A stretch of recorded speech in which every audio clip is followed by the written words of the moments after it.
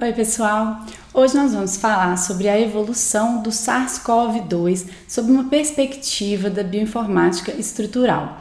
Nesse vídeo nós vamos falar também de mais um trabalho publicado pelo nosso grupo, que foi feito principalmente pelo nosso grupo de alunos de iniciação científica. Saiu uma publicação na Nature essa semana que questiona se o SARS-CoV-2 está mais previsível. O fato é que nós sabemos que ele vai continuar sofrendo mutações, vai continuar evoluindo, visando ser mais transmissível. E agora, com essa nova onda que está surgindo, começando agora na África do Sul, das variantes da Ômicron BA4 e BA5, os pesquisadores estão começando a se questionar se a gente está começando a conseguir prever o surgimento dessas novas ondas.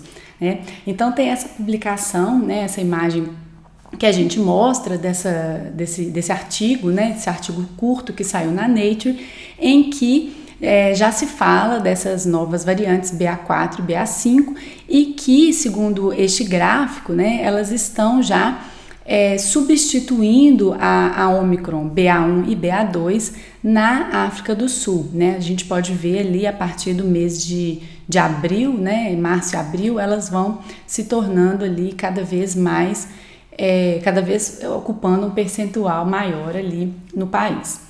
Então, o consenso é que realmente o vírus vai continuar evoluindo. Então, é importante, obviamente, a gente reforçar a vacinação, porque a gente tem, felizmente, vivido momentos de muito mais calmaria. As pessoas estão mais vacinadas, estamos vendo bem menos óbitos, casos graves. Então, é importante reforçar a vacinação, assim como também continuar fazendo toda essa vigilância epidemiológica, esse sequenciamento dos genomas das amostras e as análises de bioinformática, as comparações dessas sequências para seguir aí essas novas cepas que vão surgindo. Bom, e se a gente for pensar no espaço de busca, no mundo aí de possíveis mutações que o genoma do vírus pode sofrer, implicando aí em mutações nas proteínas codificadas. Bom, vamos pensar aqui na Delta.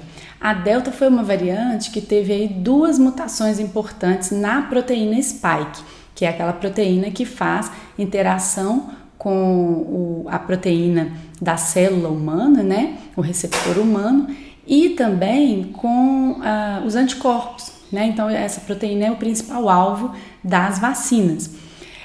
Então, a Delta tinha duas mutações. A Ômicron, por sua vez, já apresentou aí 15 mutações importantes nessa região de interação da proteína Spike.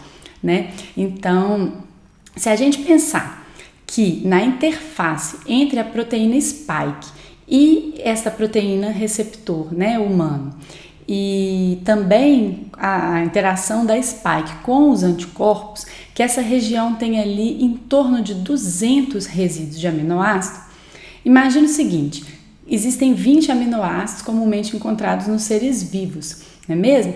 Se a gente pensar, então, que cada um desses 200 resíduos pode sofrer 19 mutações, se a gente somar aí 19, 200 vezes aí, a gente vai ter um número de mutações de aproximadamente 3.800 mutações possíveis, nessa interface. E o que acontece? Até o momento, já foram encontradas mutações nas amostras sequenciadas que foram avaliadas, que tiveram a possibilidade de ser avaliada, são em torno de 400. Então, se a gente pensar, ainda existem 3.400 mutações viáveis, possíveis de acontecer, e que ainda não foram observadas. Então, a gente ainda tem um momento de cuidado, que requer cuidado, requer precauções, tá? Então, nesse contexto, a gente desenvolveu uma ferramenta de bioinformática estrutural que visa prever, mostrar possíveis impactos de cada uma das mutações que o usuário deseja aplicar na proteína Spike do SARS-CoV-2. Então, essa ferramenta se chama Evolve E o objetivo é criar uma base de dados por trás que tenha os dados de todos os complexos de proteínas, né, spike com anticorpos, spike com ACE2, que já estão disponíveis no PDB, e mapear a estatística de interações químicas que acontecem nessas interfaces e possibilitar que o usuário aplique mutações de interesse. Então, o usuário pode submeter a proteína de interesse, né? Sempre proteínas do SARS-CoV-2, sempre a proteína spike do SARS-CoV-2. Então, ele pode submeter o seu arquivo original e aplicar mutações desejadas ali, tá? Substituições e deleções. E aí, o objetivo da ferramenta é fazer uma análise, tanto contrastando aquela mutação que você ofereceu, que você forneceu para a ferramenta, com as outras que já existem na base de dados, tá? E além disso também fazer a modelagem da mutação e mostrar o impacto ali dessa mutação nos contatos, nas interações que esse resíduo faz com os seus pares, tá? No caso, a proteína ACE2 e os anticorpos. Bom, a Evolve usa por trás uma ferramenta que a gente já publicou também anteriormente no nosso grupo, que é o VTR. O VTR é um método de casamento, de alinhamento de contatos, tanto intracadeia nas proteínas, como em interfaces proteína-proteína. Então, o VTR já nos fornece uma análise detalhada dos contatos que são perdidos, dos contatos que são substituídos e dos novos contatos que acontecem em um par de proteínas ou um par de complexos. Então, o Evolve, basicamente, ele faz 3 grandes passos, né? O primeiro passo seria a modelagem de uma mutação, tá? Essa modelagem é feita de forma bem simples, utilizando o programa Modeler. Uma vez que a gente tem um modelo da mutante, e aí é importante a gente considerar que esses modelos normalmente eles não consideram mudanças conformacionais muito expressivas, né? Então é uma mudança mais local ali na estrutura da proteína. Uma vez que a gente tem um modelo, a gente faz então o casamento geométrico dos contatos, tá? Da proteína selvagem, né? Da primeira que se passou, e da mutante que foi criada, modelada pela ferramenta. Feito isso, a gente compara esses dois complexos com a base de dados, tá? Então a gente mostra essa mutação em cima de uma base de dados que já tem aí algumas estatísticas dos contatos mais frequentes entre a proteína spike e a ACE2, assim como a spike e os anticorpos. Bom, então agora nós vamos mostrar um pouquinho dessa ferramenta em uso. Espero que vocês gostem. Bom, então eu estou aqui no site da nossa ferramenta Evolve. O endereço dela é bioinfo.dcc.fmg.br/evolve. Então, uma ferramenta web que vocês podem utilizar para fazer análises envolvendo a proteína spike e seus receptores ou anticorpos, tá? Então, a gente tem aqui sobre os projetos que já foram executados, exemplos, e a ideia aqui é você fornecer, né, um arquivo PDB ou um ID do PDB de uma proteína do SARS-CoV-2 e as mutações, uma lista de mutações nesse formato aqui. Então, a letra, né, original, a posição e a substituição aqui ou deleção que se quer aplicar, tá? E aqui embaixo as cadeias. Então, você tem que mandar aqui um par, né, a cadeia A, e o outro par aqui, por exemplo, a cadeia B, tá? Então, depende do arquivo PDB. Esses números, essas letrinhas aqui podem mudar, tá? Então, pode ser A, pode ser B, pode ser E, né?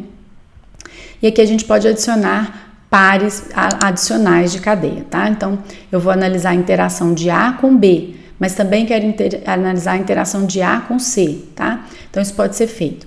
Você pode dar também o nome do seu projeto, se você preferir, ou pegar o nome padrão aqui que a ferramenta vai dar. E você precisa ter a licença do Modeler, tá? Então, basta clicar aqui para dizer que você já tem a licença do Modeler e rodar aqui, tá? Bom, eu vou pegar um exemplo já pronto aqui para mostrar para vocês, tá? Vou abrir um exemplo que já está pronto, um projeto que foi feito por algum usuário aqui no passado. E antes disso, vou mostrar aqui do que se trata, né? Então, estou mostrando para vocês aqui o PDB e basicamente eu estou analisando essa estrutura aqui 6M0J, o ID dela é 6M0J. É uma estrutura de cristal, né, cristalográfica, do RBD, que é esse pedacinho laranja aqui, o domínio de ligação ao receptor da proteína spike, com a proteína ACE2, que é essa verde aqui. Então, a proteína ACE2, ela fica na membrana celular, tá? Então, eu estou usando essa proteína e a ela a gente vai aplicar algumas mutações, né? Já foram aplicadas algumas mutações. Então, aqui a gente rodou, levou 26 segundos, utilizou o modeler para modelar. É possível fazer o download tanto da proteína selvagem, que foi a fornecida, quanto a mutante, que foi a modelada.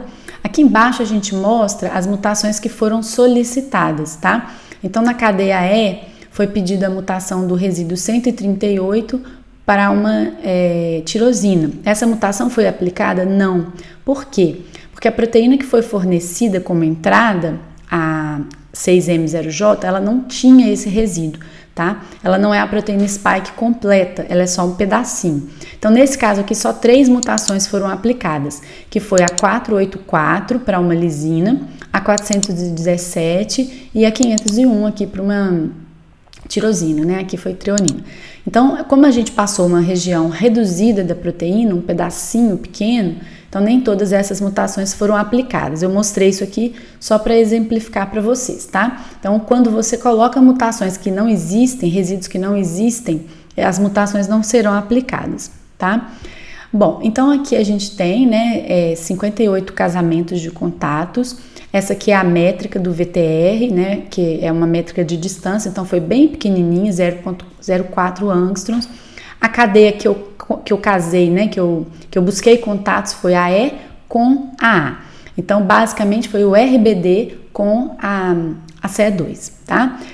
Eu vou mostrar os detalhes aqui ainda, mas primeiro eu vou mostrar esses mapas de calor aqui, tá? Então, mapas de calor entre a cadeia E, que é o RBD da spike, com a cadeia A, que é a CE2, tá? Aqui neste caso aqui, ó, no caso da direita é com a CE2. Então, no eixo X, a gente tem os resíduos da spike e no eixo Y, a gente tem os resíduos da ACE2, tá? E aí as cores aqui estão nessa escala de frequência, tá? Que vai de 0 até 16. Então, por exemplo, aqui, ó, a gente tem uma região, vou dar um zoom, que é muito frequente na base de dados. Então, a fenilalanina 486, ela faz aqui 15 contatos com a tirosina 83 da CE2. Então, resíduo que em todos os complexos PDB, em muitos complexos PDB que a gente analisou, que estão na nossa base, esse contato aqui é conservado, tá? Vou voltar aqui. E aí a gente tem um panorama geral aqui, tá? Das mutações que se conservam. Então, o que a gente percebe? A gente percebe, por exemplo, que a alanina 475 faz muitos contatos conservados, que essa fenilalanina 486 faz muitos contatos conservados, e tem alguns resíduos aqui, né? Glutamina, essa aqui tirosina, tá? E essas linhas em preto são as mutações que foram aplicadas, ou seja, aqui, olha, é uma mutação que eu apliquei. Espera que eu vou tentar dar o zoom nela aqui. Essa mutação aqui que eu apliquei, olha, é muito famosa, inclusive, né? A asparagina 501 foi substituída por uma tirosina. Isso aconteceu desde a variante Delta, tá? Então, vejam, ela faz aqui interações, tá? Com alguma frequência. Então, quando a gente tem essa linha preta em cima de vários quadradinhos coloridos, significa que eu estou mutando um resíduo que interage frequentemente, tá? E essa figura aqui que tá mais ilegível, né? São os resíduos da spike com resíduos de anticorpos, vários anticorpos, tá? Vários complexos encontrados no PDB. Então, se a gente fizer de novo um zoom aqui, nessas mutações que foram aplicadas, acho que a gente tem que dar um zoom ainda maior. Olha só essa região aqui, ó. Peraí. Então, aqui a gente vê uma espécie de código de barras, né? Na região do glutamato 484. Então, veja que o glutamato 484, ele interage muito com os anticorpos. E foi exatamente essa mutação que eu apliquei aqui, tá? Essa mutação é uma mutação importante da Ômicron, inclusive, tá? Vejam que ele interage muito frequentemente com anticorpos. E esse é um problema, né? Porque o glutamato é um resíduo negativo e ele foi trocado exatamente por um resíduo positivo, que é a lisina, tá? Aqui eu posso filtrar só por interações carregadas, tá? Então, por exemplo, aqui são as iônicas atrativas. Olha como o panorama aqui, né, muda, fica bem mais claro. Então, a lisina 417 interage muito positivamente com anticorpos. E o glutamato 484 também interage muito frequentemente e positivamente com anticorpos. Tá? Aqui, por exemplo, a gente vê, olha, foram encontrados em 163 complexos o contato entre o glutamato 484 e a arginina 96, tá bom? Aqui, a arginina 98, tá vendo? Então, são alguns contatos. Existe ali até um sanduíche de cargas entre os resíduos positivos aqui do anticorpo e este glutamato 484, tá? Então, é esse tipo de coisa que a ferramenta nos permite analisar. Você aplica uma mutação e compara, observa se essa mutação acontece numa região, num resíduo que faz muitos contatos com o anticorpo ou com o receptor humano, tá? Então, vou mostrar detalhes aqui. Isso é interessante de mostrar, né? Isso aqui é uma interface da Evolve que foi importada da ferramenta VTR, que já era do nosso grupo, tá? Então, aqui a gente tem 25 casamentos, 25 contatos foram casados. Aqui tem uma tabelinha que mostra os tipos desses contatos. Então, a gente tinha 34 hidrofóbicos, agora na mutante a gente tem 47. A gente tinha 5 contatos atrativos com anticorpo, agora a gente tem 2, né? A gente não tinha contatos repulsivos, agora a gente tem 1. Então, isso pode indicar uma perda de afinidade, né? Uma menor neutralização pelo anticorpo, tá? Então, a gente tem uma tabela aqui detalhada, mostrando, né, em amarelinho a proteína selvagem, em roxinho a proteína mutante. Então, aqui a gente tem as cadeias, o resíduo. Então, aqui, por exemplo, era um resíduo Q, agora é um Y, tá? Aliás, desculpa, aqui era um resíduo Q em contato com Y, agora é um Q em contato com Y, tá? Então, um resíduo que foi casado. Vou mostrar para vocês aqui, ó, quando o resíduo foi casado, idêntico, né? Nem dá para enxergar o roxinho aqui, porque o contato foi mantido, tá? Um contato idêntico, não modificou na selvagem e na mutante. Agora, se eu exibo aqui, se eu oculto os contatos iguais, olha o que eu mantive. Eu mantive apenas um contato que eu vou mostrar para vocês aqui, que ele era atrativo e se tornou repulsivo. E é exatamente aquele que eu mostrei do glutamato lá. Então, a gente tem aqui uma lisina 31 do anticorpo que fazia contato atrativo com o glutamato 484 da Spike. E vejam o que aconteceu. Ele foi trocado por uma lisina, que é um resíduo de carga contrária. Então, a gente tem aqui agora uma interação repulsiva, tá? E isso pode provocar, sim, uma redução da afinidade do anticorpo para a proteína Spike, tá? E aqui embaixo a gente tem uma outra tabela dos contatos que não casaram, que também é interessante, né? Ou seja, os contatos que desapareceram ou surgiram. Então, aqui a gente tem em cima, aqui, ó, os contatos que desapareceram. 2 contatos atrativos desapareceram, tá? Então, esse contato aqui poderia ser importante também, olha, uma asparagina com uma lisina, tá? Ele desapareceu na mutante. E aqui a gente tem uma lisina também com o glutamato 484, tá? Então, esse contato que desapareceu com este átomo, né? E aqui os contatos que surgiram, tá? Então, esses aqui são os contatos que eventualmente não existiam e agora surgiram, tá? Então, tem aqui as várias abas, né, que são possível observar. E a gente tem mais outras ferramentas. A gente tem os mapas de contato também, para quem gosta de visualizar o mapa. A gente tem gráficos detalhados, né, para cada resíduo, da frequência de interações de cada resíduo, tá? Mas o principal que a gente considera dessa ferramenta, né, essa base de dados que a gente tem, que mostra a estatística dos contatos e também essa possibilidade de analisar a natureza dos contatos aqui, tá? Tanto os contatos que surgiram quanto os contatos que desapareceram. Então, se você gosta desse tipo de conteúdo e ainda não está inscrito, não deixa de se inscrever aqui no canal, compartilha com colegas que possam ter interesse em utilizar essa ferramenta e não deixa de curtir também. Vejo vocês no próximo vídeo.